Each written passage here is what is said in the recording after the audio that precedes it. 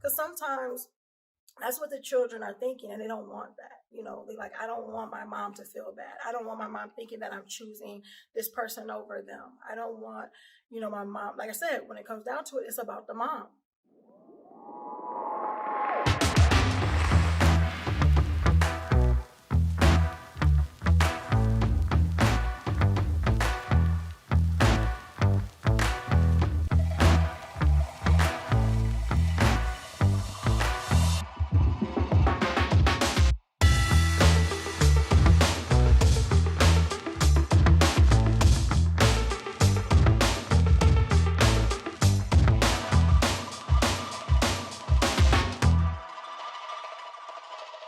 Assalamu alaikum, peace. It's Nyla, Coach Nyla, one of the founders of Outstanding Personal Relationships, as well as co-author of Let's Talk Polygyny Uncensored. And this video is one in a series of videos about what about the children in polygyny, because we've gotten so many questions about children in polygyny, like how do you get them to transition properly?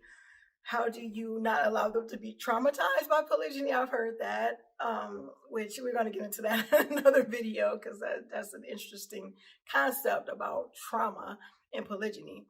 So totally another video for another time. And stuff like that, things like about, how do you transition them into meeting their co-wife? What about the polygyny dynamic? How do you get them to understand that? Different questions like that. This video is going to discuss your children meeting your co-wife. So, and one of the things is, am I sabotaging that? Am I standing in the way of my children meeting my co-wife or getting to know my co-wife or establishing a relationship with my co-wife? Because whether we believe it or not, or whether we are aware of it or not, the children gravitate to the mother. The children, they are carried by the mother, they're nourished by the mother, nurtured by the mother, a lot of things like that. Yes, fathers do the other things, and they connect with them and everything like that and bond with the children too. However, we know that the kids are around the mother a whole lot more. Our husband make the comment about how the mothers are the superstars, and dads are like the supporting actors or something. So, which is funny, but it's true. When you look at it, for the most part, it's true. So, depending on how the mother takes polygyny, I guess I should say, or that's what I will say, for lack of a better word, is how the children will take to polygyny. And that's how they will be probably at first, until they really start growing into their own and start figuring out life and figuring out things the way they want to figure it out. And then they start to see it through their own eyes. But for first and foremost, they see it through mom's eyes, or they see it how mom is, responding or reacting to polygyny. And seeing that from time to time and time again, and I've seen that sometimes, we can get in the way of our children establishing a relationship with our co-wife. And that's regardless of if you are an initial wife with children and your husband marries again, or if you are an incoming wife that already have children, or an incoming wife that happened to have children with your husband, and you guys just have not gotten together and the children have not gotten together. Those are different dynamics that have happened. And we have to realize that we can be standing in the way of our children getting to know each other, as well as getting to know, our co-wives, their step parent or bonus parent or bonus mom. And how we do that, first ask ourselves that, am I getting in the way? Is this something that I'm doing that's not allowing them to speak to, to speak to them, whether it's speaking to them or asking them questions or getting to know them, or, things like that. And one of the things is that, we're not giving that okay. Sometimes our children may need that okay. They need the, hey, how about you call your call your co-wife, I swear. Maybe you should call your your stepmom or your bonus mom and see how she's doing. Just say hey or something like that. Initiate a conversation type of thing. That is a way of even subtly allowing children to say, oh, okay, that sounds good, because they're not thinking about that. That's not a thing that will just go into their heads. But if we initiate that, it's subconsciously, subconsciously, unconsciously, whatever, subconsciously, I guess that's the word, telling our children that, hey, it's okay to reach out. Hey, I am okay with, you seeing how she's doing. It's not making me feel bad. I'm not, I don't feel that you're losing love for me because you're seeing if she's okay. Because sometimes that's what the children are thinking, and they don't want that. They're like, I don't want my mom to feel bad. I don't want my mom thinking that I'm choosing this person over them. I don't want, my mom, like I said, when it comes down to it, it's about the mom. It's about the mom. I remember my oldest son loved, my kids, period, they love my co-wife. I am Coach Nazir. And I'm Coach Fatimah, his wife. And I am Coach Nyla. I am also his wife. We are the founders of Outstanding Personal Relationships, as well as the authors of the book, Let's Talk Polygamy Uncensored. And I'm sure you're asking yourself, how can you get your hands on a copy of it right now? The great part is, we're about to share that with you, but first, let me tell you about why you need to at least get your hands on one or maybe more copies, depending on where you are in your polygynous journey. Some of the things that we discuss in our book are issues about trust, insecurities, jealousy among wives, and maybe even, possibly even, creating lasting friendships. Especially friendships amongst co-wives. And we share in this book how you can understand that it takes a village, that polygyny is not some taboo topic or something that's going to leave women stranded alone and kids not loving each other or feel like they're left alone by their fathers or from their fathers or whatever the case may be. You will learn so much in this book. Let's Talk Polygamy Uncensored. Indeed, we lay down the practical steps that we wish we'd have had when we started our polygynous journey over 13 years ago. Well, the time is here, and all you have to do, go to letstalkpolygamy.com.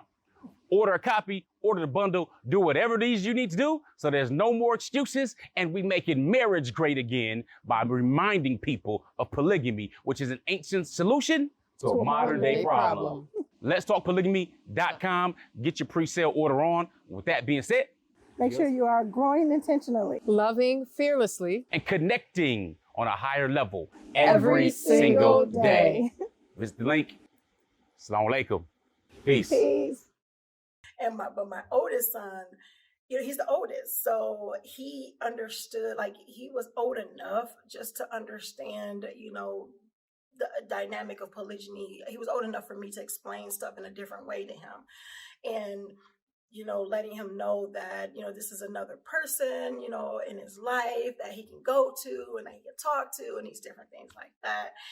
And he just adores her, and he checks up on her. He sends her like little art, because they both they have this artistic bond. My daughter has it too with her, so they're doing some stuff together too. I'll tell you that a little bit later. However, they have this artistic bond, so he'll take some pictures, he may send them to her, or connect, like they connect on social media, these different things like that. And it's so beautiful to me. It's so beautiful to me to know that he has this other person that shares his love for art, that shares his interests, that he can go talk to and everything like that. And I would never want to get in the way of that. However, I still had to make him confident and comfortable enough to know that he can do that, because he will look to me. He was like, well, I don't want to make, I don't want my mom to feel bad because this is what I'm going to, and I'm going to her instead of her, type of thing. I never right out said it to him, but what I told him is that, hey, she does art, or hey, blah, blah, blah. How about you ask her? How about you this and that? And that gave the okay. Everything else just moved forward from there. You know, it was that type of thing. When it comes to reaching out on different type of social media or reaching out, you know, whether it's, hey, you call her, wish her, you know, happy birthday, or hey, you wish her, you know, you say hey, or, you know, Ibu Bardik, or, you know, anything like that. You know, it's just giving them that little nudge. Same thing with, you know, she and my daughter, because my two oldest children are not by Coach Nazir. So for those who are not familiar with the story, we got hundreds of hours of video, you know, and everything like that. But as stated in a number of videos, I was a single mom twice around, married before I entered into polygyny. So I have a son and a daughter outside of polygyny before I got married. Polygyny, I just say that because, you know, guys are twisting and turning into something else. However, my daughter there, she sees the different art that my co-wife, Coach Fatimah, does. And guys, if you guys haven't seen it, definitely check it out. Beautiful art. And my daughter was like, I wonder how she does that. I want to learn how to do this. And I said, ask her. Ask her how she do it. And now she's teaching my daughter how to do this stuff. It's a beautiful, beautiful thing.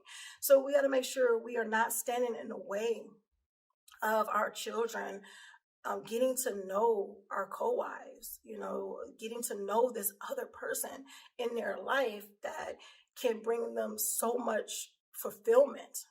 You know, I think when we think about ourselves and think about our own fears of, oh, we may lose I may lose my baby, or may lose their attention or anything like that, we're holding them back.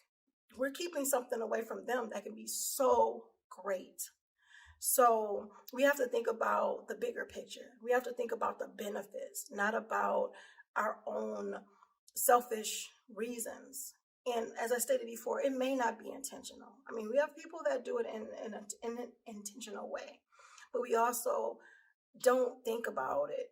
You know, we don't think twice about it. It just be, you know, well, this is my baby and, you know, I love being around them. And if somebody else, you know, are around them, you know, whether it's more than me or as much as me or anything like that, I don't know, you know, where my place will be or anything like that. I mean, I've heard it. I felt it on a number of occasions when if there's someone that was in my child's life that can do things that I couldn't do, it will get me a little, you know, I'll feel a little inferior, feel a little insecure, but they wouldn't know that.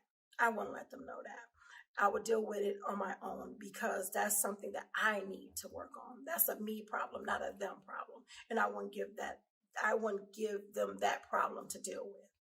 So if they learned it when I got over it, when I grew up, you know, got emotionally mature in that situation and that, you know, type of feeling, and got over it, you know, grew up and all that other good stuff. So, you know, I really like that. You know, I like that I can sit back and say, you know what, I can handle this. Is this bigger than me? You know, am I making it bigger than what it really is? Is it my own selfish reasons? So we have to ask ourselves those questions. Is it my selfish reasons? Am I being selfish? Am I standing in the way of their growth? Am I standing in the way of fulfillment for them because of my own insecurities? And then figure out how you can give them that nudge. Because maybe sometimes they may just be a little nervous and not want to do it because they're like, well, you know, this is uncharted, you know, territory. I don't know how to do it. And then just, you know, find a way to help them through it, because this is another person in their family. This is another person that they could come to. This is actually a person that you both can come together and have a meeting of the minds and make their lives a whole lot better, you know, in addition to their father, of course. But a lot of the things, the issues lie between the wives. And when the issues lie between the wives, the children start to suffer. The family starts to suffer. So we want to make sure that, you know, we are better within ourselves and we are not standing in the way of our children's fulfillment and our children getting to know other people that can bring that into their lives. So inshallah, you guys got some good information from this. Yeah, inshallah, you got some good information from this. I don't know why my voice really went high that way. And until next time, make sure you are growing intentionally, loving fearlessly, and connecting on a higher level every single day. If you haven't already, make sure you hit that like button and make sure you subscribe and be part of the notification gang and hit that bell so you do not miss an episode on our channel. Until next time, assalamu alaikum. Peace.